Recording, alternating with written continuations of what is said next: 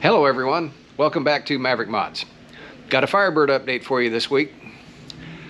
Been working my tail off, getting the shell ready for final sandblasting and paint and reassembly. A lot of welding, a lot of grinding, a lot of kind of last minute touch up, fix up, finding things I forgot, changing things that I forgot. So let's get before we get started, what's this about squirrels? Well, let's just get that out of the way first. So grab your popcorn, let's get started. All right, those of you guys that have watched the Firebird build maybe remember, it's probably been close to a year, well, 10 months, something like that, a while back. When I had the car in the rotisserie, I was sandblasting the car. And I spun it around once and had a little rant about all the acorns that fell out. That particular day, probably a dozen or more fell out of the car from various nooks and crannies. And over the course of the last year, this car, the shell, the parts and pieces have been apart, back together, manipulated, spun around on the rotisserie countless times. And acorns keep falling out. Here we are a year later, and I'm thinking, surely all of the acorns are gone. Nope.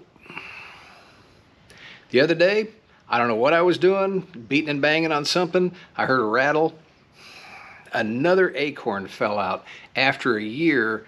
I don't even know where it came from. I don't know where it could be. I thought I had been literally over every single solitary square inch of this car. And yet,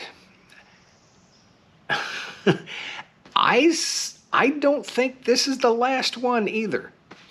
You know, it's probably a squirrel.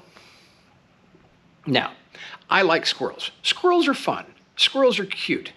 Yeah, I know they're rats with bushy tails, but you know, the bushy tail makes them cute.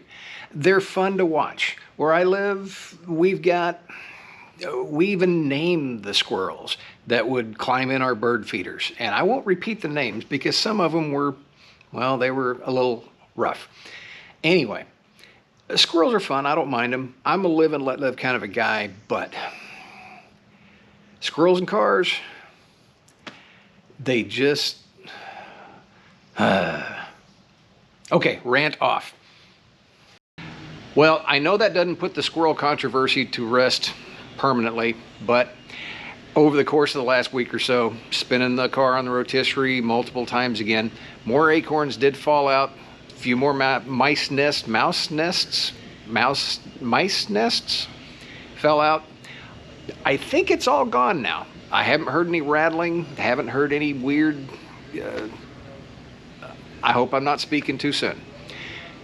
So, let's press on to some actual work on the car.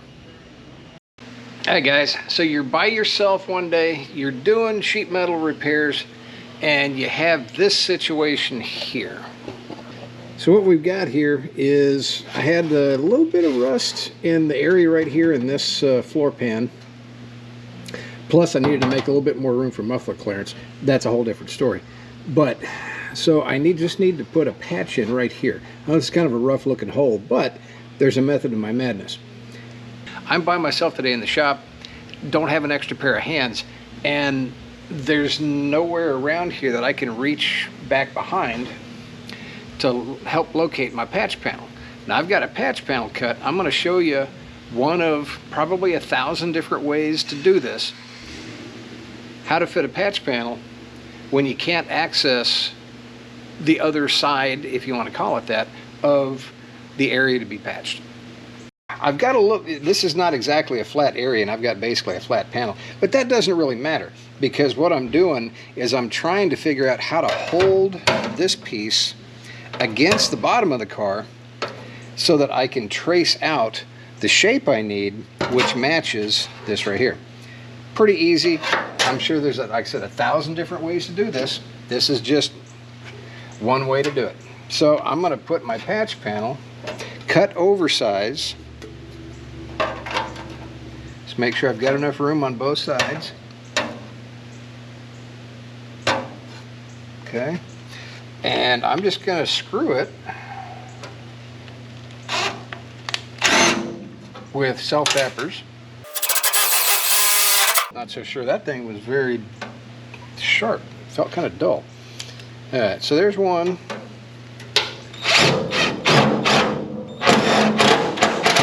There's two. What did I just do? I'll show you. We're inside the shell now. This is the floor pan in question. All my self-tappers did was just hold my patch panel, oversized patch panel, in place so I could take my scribe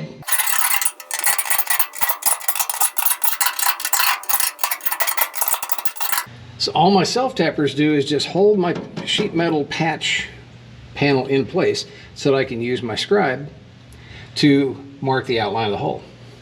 Now we come back out to the bottom of the car, pull the self-tappers out, and I've got the outline exactly what I need. Now I can cut this out and I've got the shape I need. I've got my piece trimmed to fit the opening. I've got a little bit of a gap all the way around, but I'm not matching the exact shape of the opening that I cut out. That's all right, and I'll show you how I'm going to get around that. All right, so I've got two corners here, or two edges, that do match. So I'm going to take my magnets, I'm going to hold it in one place, and hold it in another place. Take this magnet off. Alright, so I'm lined up, I'm centered in my hole. I've got an edge here, here, and here that I can put a tack on to hold this in place.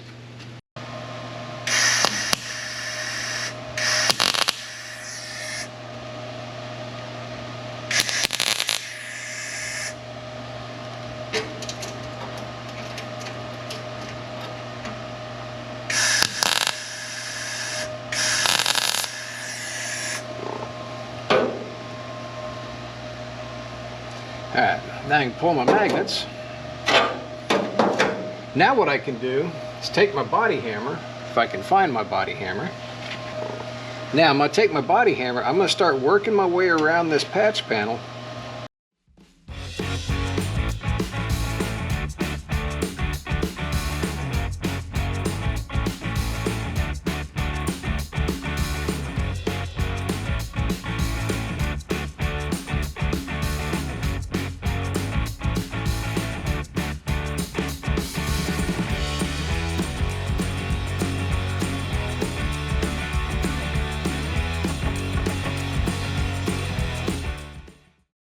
And there it is. It's packed in, conforms to all of the curves and weird shapes of this floor pan.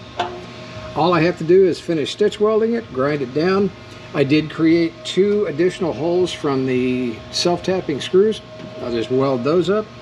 I've got one little rust spot right here to fix, and this part of the floor pan will be done. One of the, well, tons and tons of things to do here on the shell as I get everything cleaned up is got to think about the being able to put drains in the floors. And you know, I'm not entirely certain, let's climb in here real quick, I'm not entirely certain that these were ever actually drains. These holes right there, I mean, they suspiciously kind of look like drains, but here's the what came out of it. I mean, it's just a metal plug. It goes right there, or maybe it goes down there. It might fit better down there. At any rate, it goes right there. But this thing was, there it is. This thing was put in with seam sealer, and it didn't hold, and it leaked. So it didn't really drain the water as much as it kind of trapped water underneath it. So in my humble opinion, not really a good idea. Now I could clean this up, you know, knock all of the seam sealer off of it and put this back, but I'm kind of thinking, you know, if I put it back, how am I going to make it an actual drain? So that got me to thinking, there's probably a better way. I'm not exactly sure if this is ever a drain. This may very well have been something that the factory used, maybe to put a great big hook in to carry the shell along the assembly line. Beats me. And then they had to do something with it afterwards, so they just made up this little plate and seam sealed it in. But I can actually turn this into a functional drain. So here's the plan. This is kind of a, I mean, this is just stamped steel, and it's stamped rather poorly. You know, the edges around here look pretty nasty. So I'm going to clean these edges up. I've already done this bottom one down there, or I should say this is the driver's side. I've already cleaned the edges up here. So what I'm going to do is, after I get both of them cleaned up, take a patch panel, right there, and I guess it doesn't really matter which way it goes. Make sure it's flat. I'll mark my hole, cut out, and I'm going to weld this in around the perimeter, make it solid. But then again, you say, well, you don't have a drain. So I went down to the parts store and bought a couple of rubber plugs. So when I get that panel welded in, I'll just drill a hole. I think this takes a 3/4 hole. Pop these plugs in, so if the floor ever needs to be drained, just pop the plugs out. Benefit to that is this package came with 4 plugs, so I can use 2 in the front, and I can use where they go, right here. I can put this drain where the subframe connector went. Of course, I had to go into half of it, so that's no longer a drain. So what I can do here is relocate it a little bit, put the other plugs back here, so now I've got functional floor drains. All right, I got 1, 2, 3, and the 4th. Get this plug in. There we go. The body drains are modified and complete. Welcome to the upside down Firebird firewall here. I'm going to finish up permanently locating the transplanted firewall section from the Z28 into the Firebird here. Basically, just go around the perimeter and find places for everything to go, fill in the gaps, move sheet metal around. Because the rotisserie is kind of in the way, it's going to be kind of hard to get shots of this. I'll just do the occasional progress update on it. So here we go. Firewall progress update number 1. This is kind of a game of inches here. I started here, and basically I'm just matching both pieces, bending each one of them as necessary to kind of join them, cutting away here, cutting away there when I need to. So far I haven't had to add anything, but I might when I get out to about right down here. So I'm just working my way along. Like I said, sometimes it's a game of inches. When I was in this area right here, I moved about a 1/2 inch of metal, welded it, stopped, moved another 1/2 inch or inch, welded it. It's kind of the way this works. Where are we at?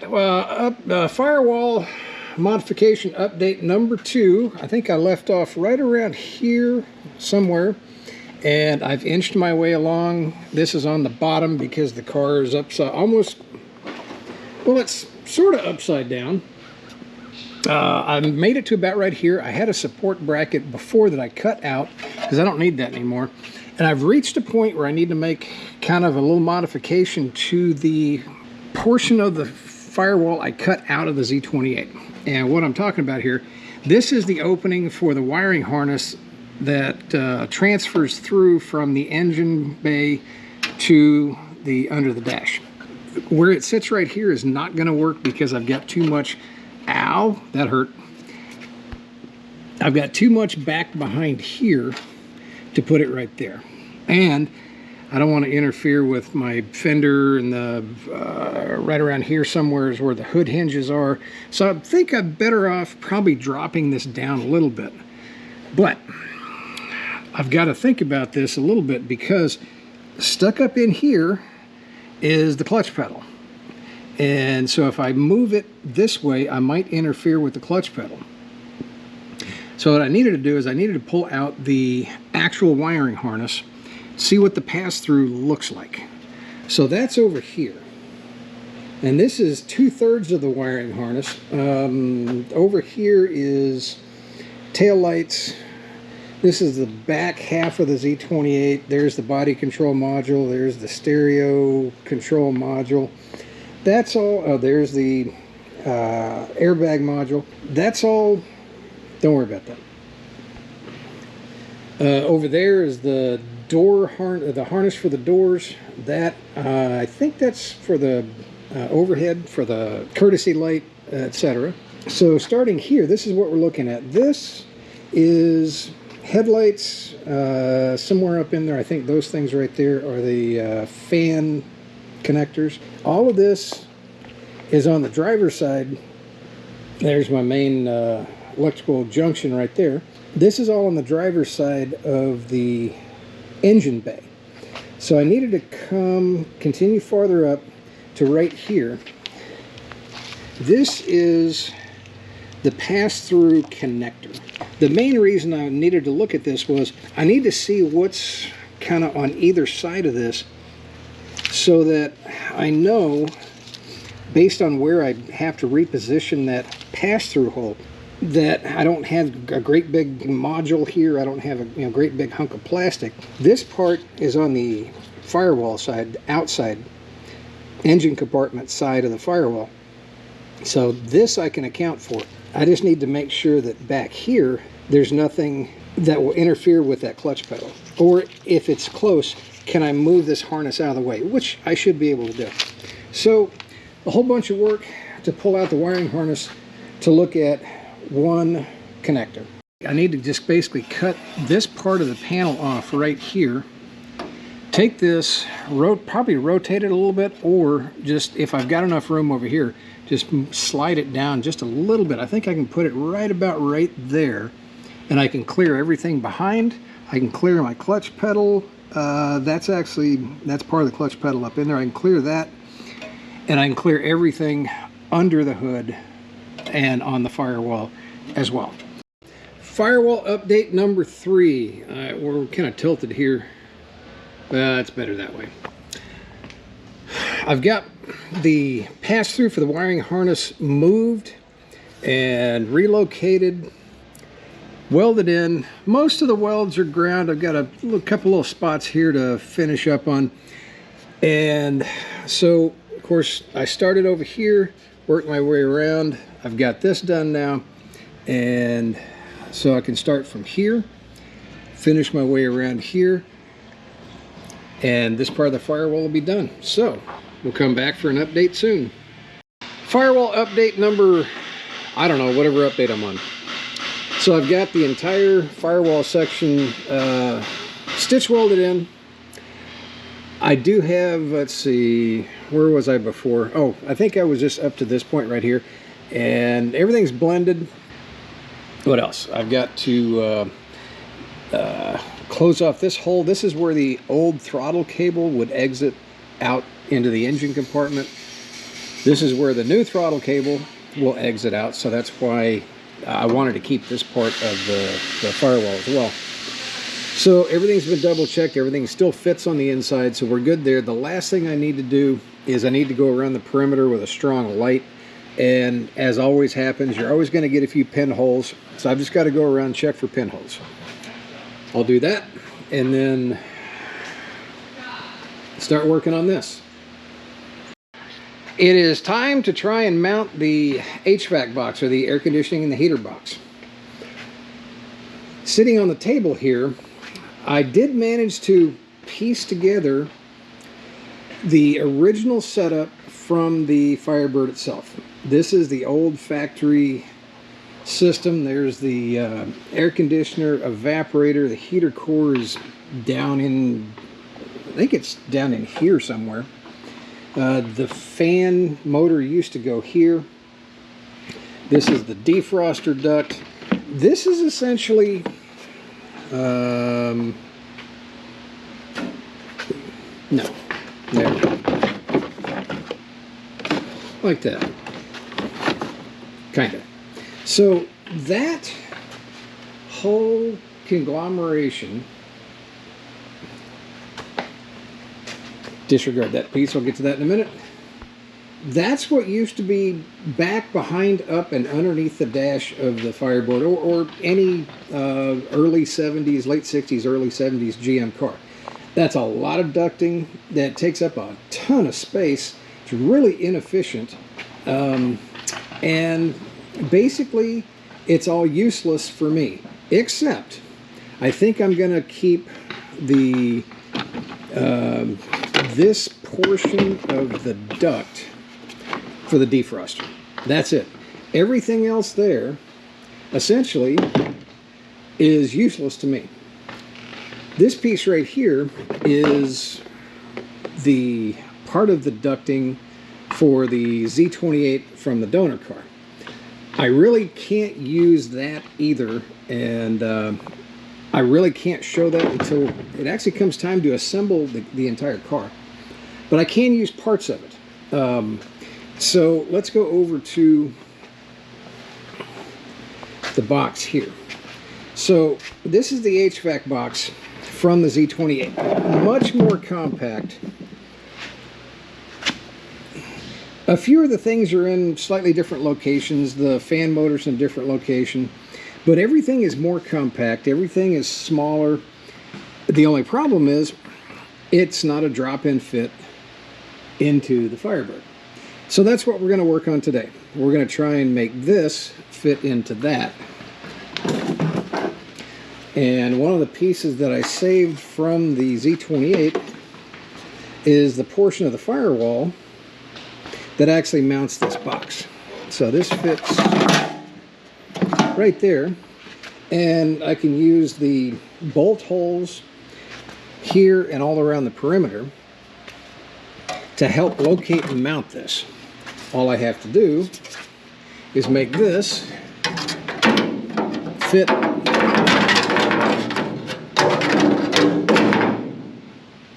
in there. Alright, so I'm in the process of fitting, even though I will bring the box in a little bit later, but I'm in the process of just trial fitting my flange here. I've got it pretty close. I've got it so that it wraps around my fender mount here, which I need to keep. I'm lined up on my holes, kind of where everything needs to go, but I've got to deal with this right here. So on the Z28 firewall, I've actually got a recess, and this is part of the HVAC mounting, and I want to keep this.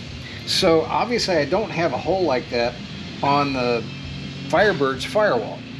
And a bunch of this area right in here, I'm not happy with a lot of this because the stamping on this is just awful. So any part of this that I can fix and replace just makes it look that much better.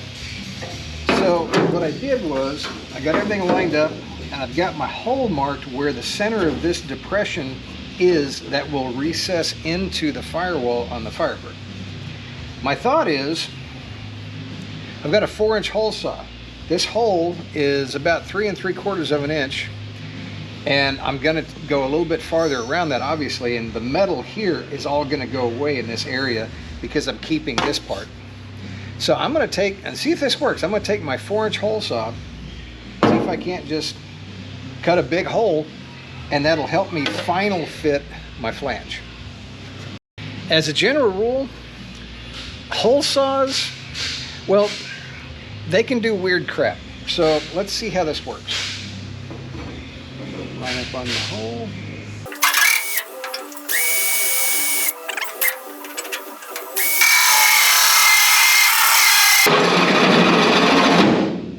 See, that's where hole saws can get weird.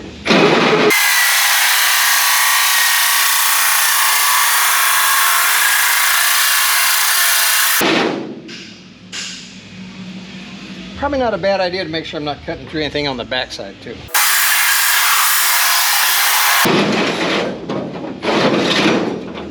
There we go. Now let's see if my flange fits, or fits better. Oh yeah. Yep, I'll have to do a little bit of trimming on the weird parts here, but we're well on the way. Get So here's where we're at so far. I've test fit everything, and my flange from the Z28 has got a series of holes around it that the HVAC box bolts up to. So I marked those holes. I just drilled them all. So now I'm going to put the HVAC box back in and mount the flange up and see if I can't sandwich everything together, bolt everything together, see how it fits.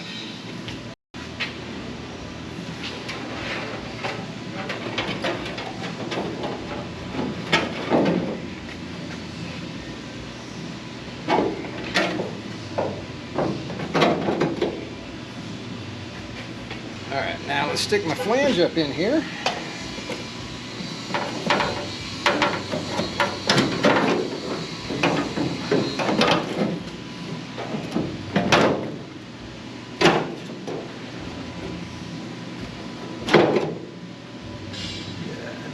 Now I got to find my bolts.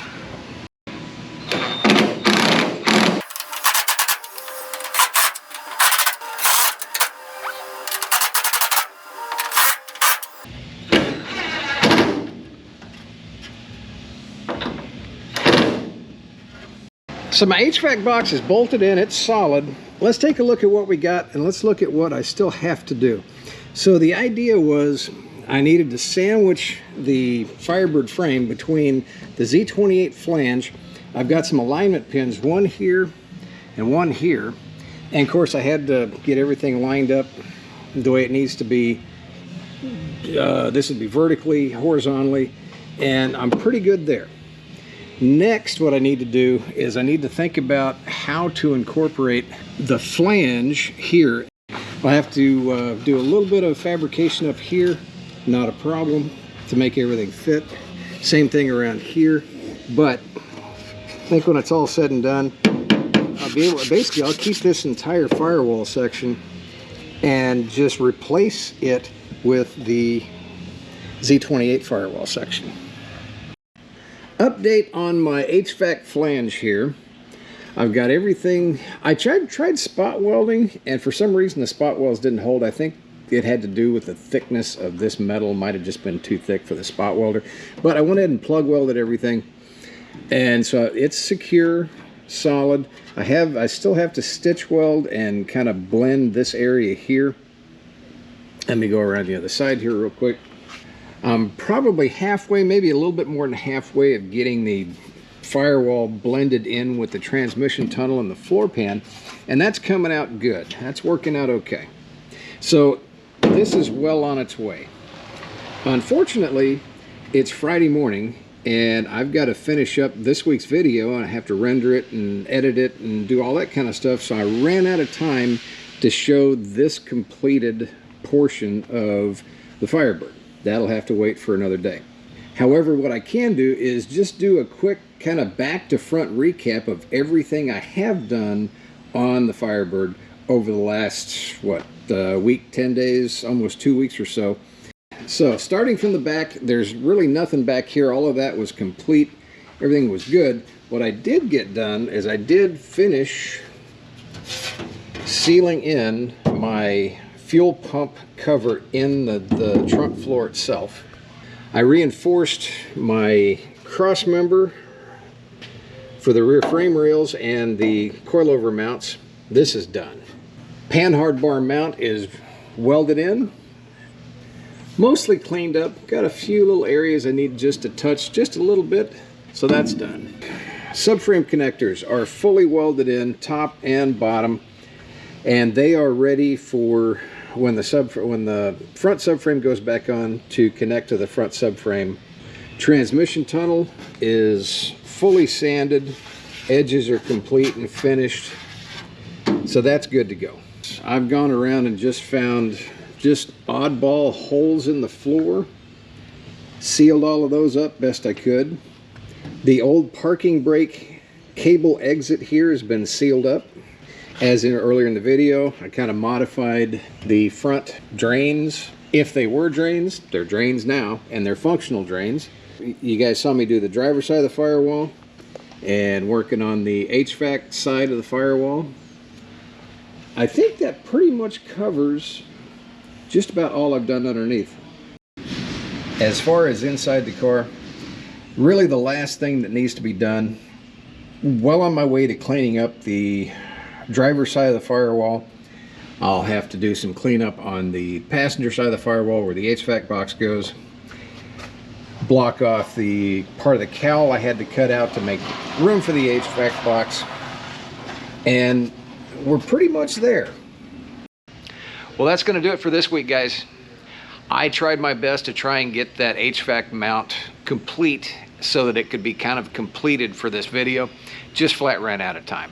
So I'll try and catch the very tail end of that on the next update on the Firebird. Where do we go from here? Well, it is really, really, really close. In fact, probably closer than even I think to final cleanup, paint. So that's where we go next. Certainly appreciate everybody watching. Big thanks to all you guys for tuning in every week. Please like, share, subscribe, notify, you know the drill. Everybody, have a great day.